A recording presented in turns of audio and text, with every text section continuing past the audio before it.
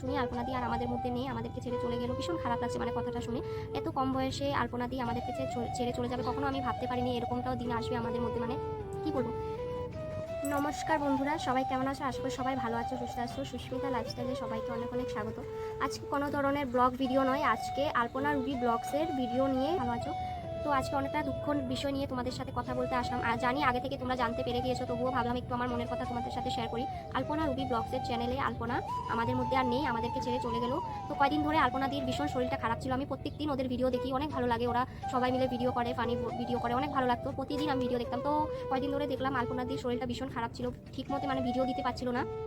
তো আমি ওদের ভিডিও তো প্রতিদিনই দেখি। তো ওদের মিনিমাম সাবস্ক্রাইবার ওরা 6 লাখের উপরে, মানে ওদের চ্যানেলে সাবস্ক্রাইবার আছে। মানে ওরা অল্প কয়দিন ওরা অনেকটাই সাকসেস পেয়েছে, ইউটিউবের মধ্যে অনেক ভালোবাসা পেয়েছে।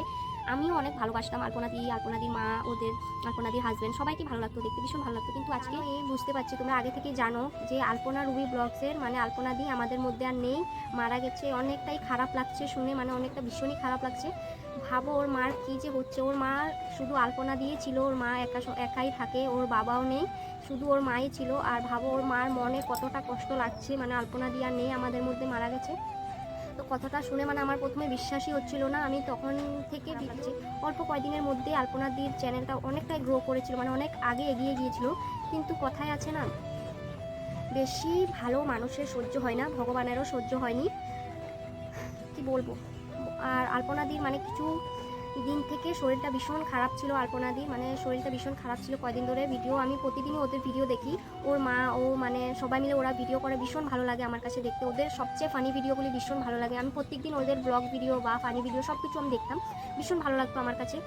আর ওর তো বাবাও নেই, ওর শুধু হাজব্যান্ড আর ওর মা, এটাই, ওরা তিনজন মিলে সবাই থাকতো। তোমরা তো জানোই ও মানে আলপনাদির বাড়ি কোথায়, ওরা কোথায় থেকে থাকে। ওদের মানে অনেকটাই সমস্যা, ওদের গ্রামে বাড়ি আর চারিদিকে পুরো জল জমে থাকে। ভীষণ ভালো মানে কি বলবো, ভীষণ পরিস্থিতি খারাপ। ওরা তবুও মানে মনের সাহস নিয়ে ভিডিও করে।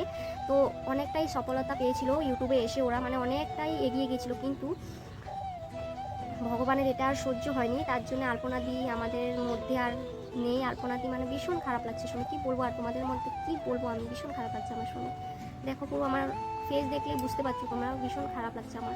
আলপনাদি বেশি মানে বয়সও হয়নি, এত কম বয়সে কি বলবো, এতটাই পরিস্থিতির মধ্যে মানে আলপনাদির ভীষণ খারাপ ছিল। কারণ আলপনাদির কিডনিতে স্টোন ধরা পড়েছিল। তো তার জন্য ওরা মানে অনেক জায়গায় চিকিৎসার জন্য গিয়েছে, অপারেশনও করানোর জন্য গিয়েছিল। কিন্তু আলপনাদির আরেকটা রোগ ধরা পড়েছে, আলপনাদির শরীরে অনেকটাই একটা মানে কি বলবো, এত একটা সিরিয়াস ব্যাপার হয়ে গেছে। আলপনাদির টেস্ট করার পরে জানতে পারলো আলপনাদির মানে শরীরের মানে রক্ত অন্য অন্য অংশ। ভালো লাগতো আমার আলপনাদিকে, আলপনাদির মাকে।